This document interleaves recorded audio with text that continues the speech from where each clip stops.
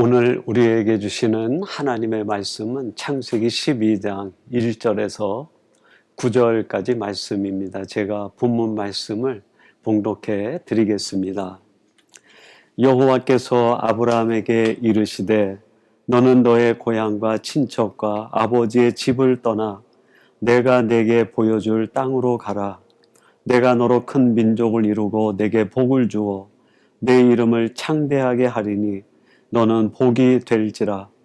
너를 축복하는 자에게는 내가 복을 내리고 너를 저주하는 자에게는 내가 저주하리니 땅의 모든 족속이 너로 말미암아 복을 얻을 것이라 하신지라. 이에 아브라함이 여호와의 말씀을 따라갔고 롯도 그와 함께 갔으며 아브라함이 하란을 떠날 때에 75세였더라. 아브라함이 그의 아내 사레와 조카 롯과 하란에서 모은 모든 소유와 얻은 사람들을 이끌고 가나안 땅으로 가려고 떠나서 마침내 가나안 땅에 들어갔더라. 아브라함이 그 땅을 지나 세겜 땅 모래 상수리 나무에 이르니 그때에 가나안 사람이 그 땅에 거주하였더라. 여호와께서 아브라함에게 나타나 이르시되 내가 이 땅을 내 자손에게 주리라 하신지라. 자기에게 나타나신 여호와께 그가 그곳에서 제단을 쌓고 거기서 베델 동쪽 산으로 옮겨 장막을 치니 서쪽은 베델이요 동쪽은 아이라. 그가 그곳에서 여호와께 제단을 쌓고 여호와의 이름을 부르더니 점점 남방으로 옮겨갔더라. 아멘. 오늘 창세기 강의 시간은 주신 말씀 창세기 12장 1절에서 9절 말씀을 갖고 믿음의 본질이라는 제목으로 하나님의 말씀을 전하도록 하겠습니다. 아브라함을 가리켜서 믿음의 조상, 믿음의 아버지라고 일컫습니다. 하나님께서도 일찍이 아브라함이 가졌던 믿음을 칭찬하시고 인정해 주셨습니다. 창세기 15장 6절에 보면 이런 말씀이 나옵니다. 아브라함이 여호와를 믿으니 여호와께서 이를 그의 의로 여기시고. 아브라함이 가졌던 그 믿음을 하나님이 보시고 참 의롭다라고 인쳐 주셨다는 말씀입니다. 어떻게 아브라함은 이렇게 하나님 앞에 인정받을 수 있는 믿음을 가질 수 있었을까? 그리고 아브라함이 가졌던 그 믿음은 도대체 어떤 믿음이길래 하나님께서 의롭다 인쳐주시는 믿음이었을까요? 오늘은 이 본문 말씀을 통해서 아브라함이 가졌던 그 믿음은 어떤 믿음인지를 살펴보면서 믿음의 본질이 무엇일까 하는 것에 대하여 같이 살펴보고 묵상하고자 합니다. 오늘 이 말씀을 함께 나누는 사랑하는 성도 여러분들이 아브라함의 믿음 이야기를 통해서 믿음의 본질이 무엇인지를 다시 한번 깨닫고 내 믿음은 어떤 믿음인가 돌아보며 여러분들이 가진 그 믿음이 아브라함처럼 하나님 앞에 의롭다 인침을 받을 수 있는 귀한 믿음이 되기를 주님의 이름으로 축원합니다. 첫 번째로 아브라함이 보여주는 이 믿음, 거기에 나타난 믿음의 본질은 하나님의 말씀은 진리라고 하는 믿음입니다. 오늘 본문 1절에 보면 이런 말씀이 기록되어 있습니다. 여호와께서 아브라함에게 이르시되 너는 너의 고향과 친척과 아버지 집을 떠나 내가 네게 보여줄 땅으로 가라. 하나님께서 아브라함에게 나타나셔서 말씀하십니다. 아브라함아, 이제 너는 너의 고향 친척 아비집을 떠나서 내가 너에게 지시하고 보여주는 그 땅으로 가라. 이 하나님이 주시는 말씀에 아브라함이 순종으로 응답하여 그의 모든 재산을 정리하고 하나님의 말씀하신 그곳으로 나아가게 됩니다. 아브라함이 어떻게 하나님이 주신 말씀에 이렇게 순종으로 응답할 수 있었을까요? 그렇습니다. 아브라함은 하나님이 주시는 그 말씀이 절대 진리라고 믿었기 때문입니다. 여러분, 우리가 하나님이 주시는 말씀이 절대 진리라고 믿을 때만 우리의 삶을 완전히 하나님 앞에 드리고 절대 순종의 삶을 살 수가 있습니다. 만약에 하나님이 주시는 말씀이 진리가 아니다라고 생각하게 되면 그 말씀에 절대적으로 순종할 수 없는 거죠. 진리라고 믿어지지 않는 그 하나님의 말씀이 들려올 때마다 내 마음에는 갈등과 혼란이 야기될 겁니다. 그러나 하나님이 주시는 말씀이 절대 진리라고 믿게 되면 즉각적으로 그 말씀에 대하여 순종으로 응답하게 되는 것이죠. 여러분, 우리 사람들은 늘 상대적인 진리 안에 머물고 있습니다. 사람이 이야기하는 것 중에 절대적 진리가 어디 있습니까? 다 자신의 입장에서 자기의 논리와 주장을 펴고 자기가 옳다고 얘기하는 상대적 진리 아닙니까? 이런 상대적 진리가 많으면 많을수록 그 사회는 혼란과 갈등이 깊어지게 됩니다. 오직 하나님의 절대 진리, 하나님의 말씀을 받아들이고 그 말씀이 진리임을 믿을 때 우리 인생의 갈등과 혼란은 사라지고 멈추게 되는 것이죠. 제가 중학교 때 학교에서 가끔 특별 수업을 진행을 했습니다. 그것은 학급에 있는 아이들을 둘로 나누어서 그 주제를 주고 자기가 옳다고 생각되는 것에 논리적으로 토론을 하고 주장하는 그런 수업이었어요. 그때 단골 메뉴로 등장한 주제가 닭이 먼저인가 달걀이 먼저인가 하는 주제가 자주 등장을 했습니다. 그럼 학생들이 반반씩 나누어서 한쪽은 닭이 먼저다, 또 한쪽은 달걀이 먼저다.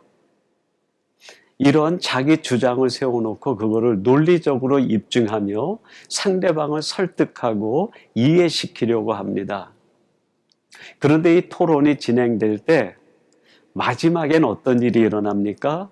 서로가 자기 주장을 얘기하다가 해결점을 찾지 못하고 답을 찾지 못하고 서로 대립과 갈등을 일으키다가 수업이 끝나고 맙니다.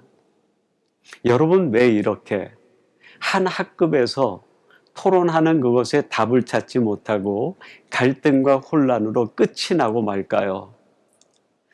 이들이 주장하는, 학생들이 주장하는 그 주제는 상대적 진리이기 때문입니다. 절대적 진리만이 우리를 자유롭게 하고 모든 이론들을 초월하여 하나를 만들고 일치되는 삶을 만들어내는 것 아니겠습니까? 학생 때에는 저도 한쪽 주장에 들어가서 논리를 펴고 내가 맞다고 목소리를 높였던 사람들 중에 하나입니다. 그런 내가 나중에 신학교에 들어가서 하나님에 대하여 공부하고 말씀을 접하고 보니까 닭이 먼저고 달걀이 먼저가 아니라 하나님이 먼저시더라고요. 하나님이 계시기에 닭이 존재하고 달걀이 있는 거 아닙니까? 닭과 달걀을 주장하는 인간의 논리는 상대적인 논리고 주장일 뿐이고 절대적 진리는 오직 하나님, 그분 아니십니까? 여러분, 우리가 이 하나님의 말씀을 절대적 진리로 받아들일 때만이 갈등이 멈추게 되고 혼란해진 세상에 질서가 세워지게 됩니다. 그래서 요한복음 8장 32절은 이렇게 말씀하십니다. 진리를 알지니 진리가 너희를 자유롭게 하리라. 진리를 알지니 진리를 너희들이 발견할 때만이 모든 것에서 자유롭게 된다는 거예요. 여러분의 진리는 하나님의 말씀 속에 있습니다. 그래서 하나님의 말씀을 진리로 받아들이는 사람만이 자기 삶의 모든 갈등을 초월할 수 있고 혼란에 빠져들지 않을 수 있습니다. 오늘 이 말씀을 나누는 사랑하는 성도 여러분, 사람들이 얘기하는 논리와 주장 속에서 진리를 찾을 것이 아니라 하나님의 말씀만이 진리임을 깨달아 그 말씀을 진리로 믿고 받아들일 때 여러분의 삶에 끊임없이 다가오는 혼란이 멈추게 되고 갈등이 끝나게 될 줄로 믿습니다. 이 하나님의 말씀을 진리로 받아들이는 이 복된 믿음을 여러분이 소유하게 되기를 주님의 이름으로 축원합니다. 두 번째로 아브라함의 이야기에서 보여주는 믿음의 본질은 하나님의 약속은 신실하다라는 믿음입니다. 여러분 오늘 본문 2절 말씀입니다. 한번 주목해 보세요. 제가 봉독해 드리겠습니다. 내가 너로 큰 민족을 이루고 내게 복을 주어 내 이름을 창대하게 하리니 너는 복이 될지라. 하나님께서 아브라함을 불러서 그에게 약속을 주셨어요. 내가 너로 복이 되고 복의 근원이 되게 하겠다. 아브라함은 하나님이 주신 이 약속의 말씀을 신실한 하나님의 말씀으로 굳게 믿었습니다. 여러분, 사람들의 말은 때와 상황, 경우에 따라 번복되기도 하고 그 약속이 어긋날 때도 있어요. 그러나 하나님의 약속은 신실하신 하나님의 약속이기 때문에 반드시 그대로 이루어지고 한 번도 어긋나는 법이 없습니다. 여러분, 민수기 23장 19절에 이렇게 하나님이 말씀하십니다. 하나님은 사람이 아니시니 거짓말을 하지 않으시고 인생이 아니시니 후회가 없으시도다. 어찌 그 말씀하신 바를 행하지 않으시며 하신 말씀을 실행하지 않으시랴. 하나님은 우리 인생 인간과 달라서 하나님이 하신 말씀은 반드시 실행하시고 이루신다는 말씀입니다. 그 신실하신 하나님이 어찌 말씀하신 바를 이루지 아니하시고 우리들에게 주신 그 약속을 실행하지 아니하시랴. 하나님의 약속은 반드시 이루어진다는 거예요. 왜 그렇습니까? 그 약속을 하신 분이 신실하신 하나님이시기 때문입니다. 바로 이 아브라함은 하나님의 이 신실하심을 굳게 믿은 거예요.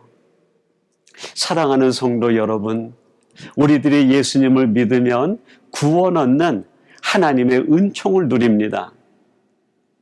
우리가 예수님을 믿으면 구원 얻는다는 이 놀라운 구원의 사실, 이 은혜가 기초해 있는 것이 무엇입니까? 그것이 바로 하나님의 약속의 신실함입니다.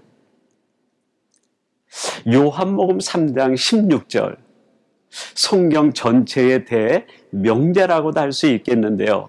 이렇게 말씀하십니다. 하나님의 세상을 이처럼 사랑하사 독생자를 주셨으니 이는 그를 믿는 자마다 멸망하지 않고 영생을 얻게 하려 하심이라. 여러분, 우리가 예수님을 믿으면 멸망하지 않고 영생을 얻게 되는 것, 이 놀라운 은혜, 이 은총의 기초가 무엇입니까? 바로 하나님이 말씀하신 말씀 속에 있는 하나님의 약속의 신실함에 있습니다. 누구든지 예수님을 자신의 구주로 믿고 고백하는 자는 멸망하지 않고 하나님의 자녀가 되는 권세를 주실 뿐 아니라 영생에 이른다고 약속해 주셨어요. 이 약속대로 누구든지 예수를 믿으면 멸망치 않고 구원에 이르게 되는 것입니다.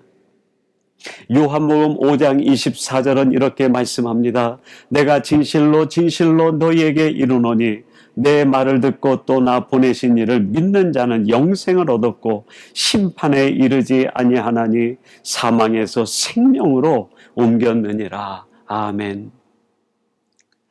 여러분, 우리가 예수님을 믿으면, 그리고 예수님을 보내신 아버지 하나님을 믿으면 그 약속 속에 담겨있는 신실함을 통해서 하나님은 우리를 사망에서 생명으로 옮기시고 심판에 이르지 아니하고 하나님의 나라, 영생의 나라, 영원한 천국에 이르게 하시겠다고 말씀하십니다.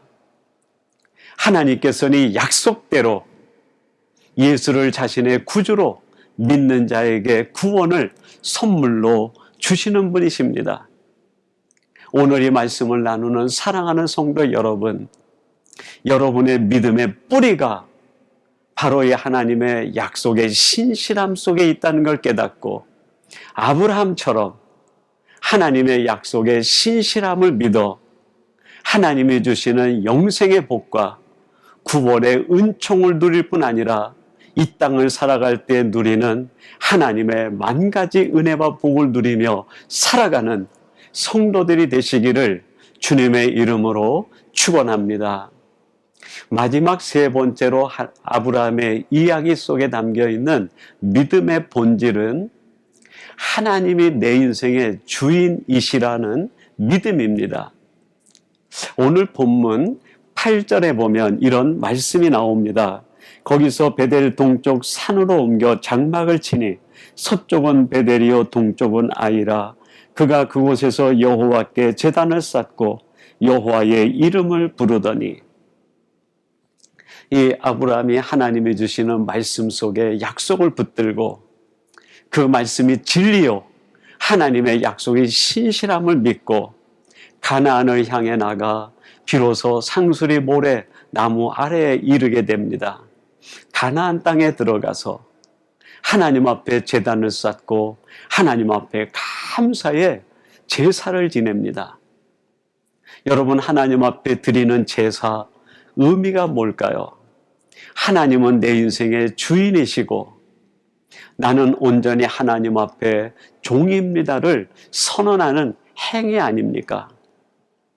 여러분, 우리가 하나님 앞에 예배드리고 하나님 앞에 단을 쌓고 하나님 앞에 산제사를 드리는 그 속에 담긴 의미는 하나님이 바로 내 인생의 유일한 주인이라는 것을 고백하는 행위입니다.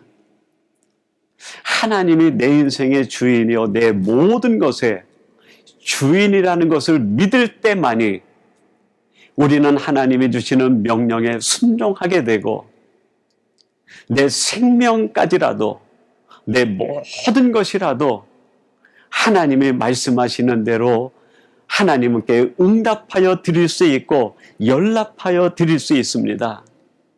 바로 이 믿음을 가져야 진정한 제사, 진정한 삶의 산제사가 이루어집니다.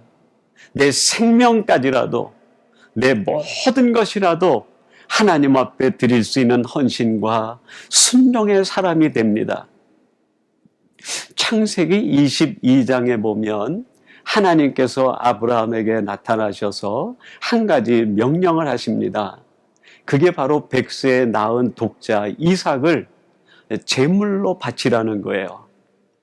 근데 하나님이 주신 이 명령 앞에 아브라함이 어떻게 결단합니까? 그 이삭을 데리고 걸어가서 모리아산에서 이삭을 제물로 하나님 앞에 드리기까지 순종을 합니다. 그 이삭을 드리려고 하는 순간에 하나님께서 아브라함의 손을 멈추게 하시고 아브라함이 하나님을 얼마나 믿는지 하나님의 말씀에 얼마나 순종하는지 그것을 보시고 옆에 걸려있는 다른 수량으로 제사를 지내게 하고 아브라함에게 칭찬을 아끼지 않습니다. 그것이 창세기 22장 16절 말씀에 기록되어 있는데 이렇게 말씀합니다. 이르시되 여호와께서 이르시기를 내가 나를 가리켜 맹세하노니 내가 이같이 행하여 내 아들 독자도 아끼지 아니하였은즉. 하나님께서 아브라함에게 말씀하십니다. 아브라함아, 내가 나에게 내 독자까지도 아끼지 않을 정도로 이 믿음을 갖고 순종하였으므로 얼마나 귀한 믿음입니까? 여러분이 아브라함이 100세에 낳은 독자 이삭을 하나님의 말씀을 쫓아 그 명령에 응답하여 제물로 드릴 수 있는 결단을 한 것은 내게 있는 모든 것이 하나님의 것이요 하나님이 내 인생의 주인임을 알았기 때문입니다. 이 믿음이 있었기에 하나님이 내 목숨을 달라 하며 목숨도 드릴 수 있었고 100세에 낳은 정말 눈에 넣어도 아프지 않을 그 아들 독자 이삭을 제물로 바치라 할 때에도 하나님 앞에 순수한 마음으로 그 응답의 제사를 드릴 수 있었던 거 아닙니까? 사랑하는 성도 여러분, 하나님이 내 인생의 주인이라는 믿음이 있어야 비로소 우리가 헌신의 사람이 되고 충성된 종이 될 수 있습니다. 여러분, 우리들이 이 땅을 살아가는 성도의 삶의 본질은 믿음으로 살아가는 겁니다. 하박국서 2장 4절에서도 오직 의인은 믿음으로 말미암아 살리라 했습니다. 사도 바울이 이 말을 인용하여 오직 의인은 믿음으로 살리라 담대하게 가르치고 고백하지 않았습니까? 오늘 이 말씀을 나누는 사랑하는 성도 여러분, 세상이 어떻게 변하든 세상에 어떤 소란이 일어나고 혼란에 빠지든 우리는 세상에 있는 것 바라보고 흔들리는 사람이 아니라 아브라함처럼 하나님을 향한 절대 믿음을 갖고 이 믿음 안에 결단함으로 여러분들이 아브라함처럼 믿음으로 의롭다 인침받는 복된 성도들이 되시기를 바랍니다. 하나님은 지금도 이런 믿음의 사람을 찾으시고 이런 믿음을 가진 사람에게 복의 근원이 되게 할 뿐 아니라 그의 자손과 그의 인생을 축복해 주실 줄로 믿습니다. 여러분들이 지금 이 시대에 하나님 앞에 이런 축복을 누리는 믿음의 용사, 믿음의 사람이 되기를 주님의 이름으로 축원합니다. 우리 같이 기도하겠습니다. 하나님 아버지 감사합니다. 믿음으로 아브라함은 하나님 앞에 의롭다 인침을 받을 뿐 아니라 성경 전체에서 그는 믿음의 조상이요 믿음의 아버지라 칭송받는 사람이 되었습니다. 하나님, 저희들이 이 어두운 세상을 살아갈 때 아브라함처럼 믿음의 사람 되게 하시고 하나님 앞에 믿음으로 의롭다 인침받는 저희들이 되게 해 주옵소서. 하나님의 말씀은 절대 진리임을 믿는 저희들 되게 하시고 하나님의 약속은 신실함을 믿게 하시며 오직 하나님만이 내 인생의 주인임을 믿어 이 어두운 시대에 하나님 앞에 의로운 사람이라고 인침받는 저희들 되게 해 주옵소서. 예수님의 이름으로 기도하옵나이다. 아멘.